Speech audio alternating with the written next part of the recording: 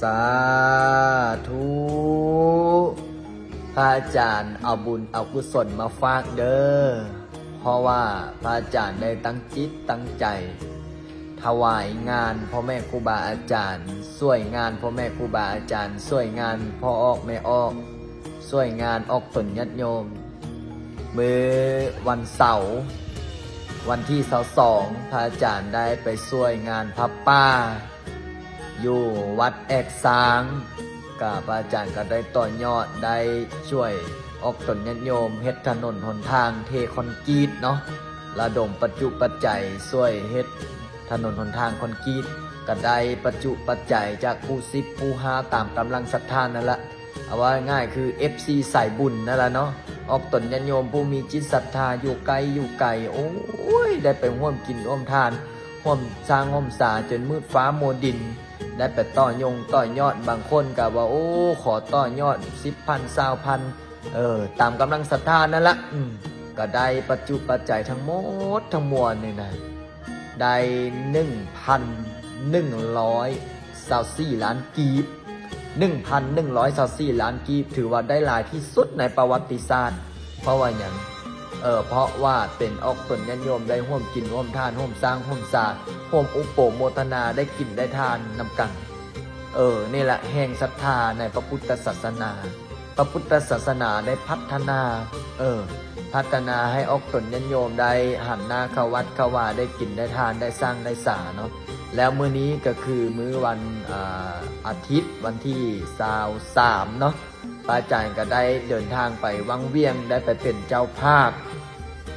ทอดพระป้าอยู่วัดบ้านห้วยสังเงาเนาะเมืองวังเวียงแขวงเวียงจันทร์เฉพาะสองงานนี่นะอยู่แขวงเวียงจันทร์ก็มีเจ้าภาพเจ้าศรัทธาออกตนญาติโยมได้กินได้ทานนำกันอยู่วังเวียงนี้ก็คือได้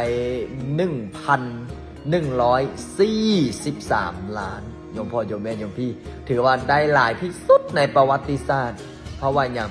แต่ละครั้งเขาเจ้าเฮ็ดนะได้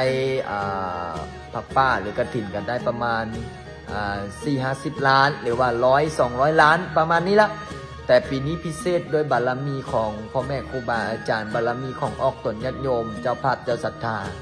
ได้มีจิตศรัทธาได้ร่วมต่อยอดทอดพระป้าถวายสร้างสิมหรือว่าพุทธสีมา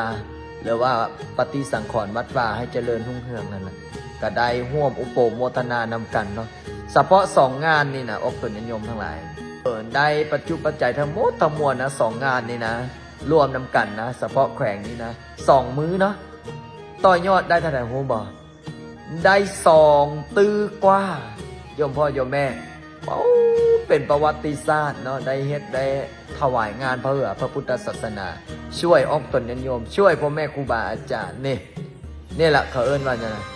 แห่งจิตศรัทธาในพระพุทธศาสนา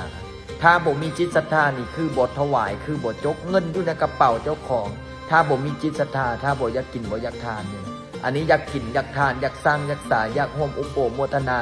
ช่วยวัดช่วยวาช่วยพ่อแม่ครูบาอาจารย์ช่วยออกตนญาติโยมนี่ล่ะเขาเอิ้นว่าบุญกุศลเนาะบุญกุศลบุญญาบารมีเกิดอนุโมทนาบุญเด้อเนี่ยแหละพระอาจารย์ได้ตั้งจิตตั้งใจถวายงานพ่อแม่ครูบาอาจารย์แต่ละที่พระอาจารย์ก็ไปช่วยเนาะช่วยด้วยใจพระอาจารย์อาจจะบ่มีเงินบ่มีทองแต่พระอาจารย์มีธรรมะพระพุทธเจ้าพระอาจารย์อาจจะบ่มีทรัพย์สินเงินทองไปช่วยบ่นั้นบ่นี้แต่พระอาจารย์สามารถเป็นกระบอกเสียงสามารถไป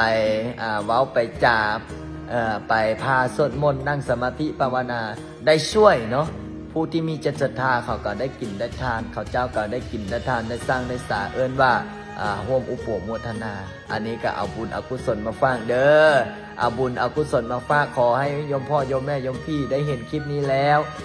มีความสุขมีความเจริญสุขกายสบายใจร่ำรวยทุกคนทุกท่านได้เถิด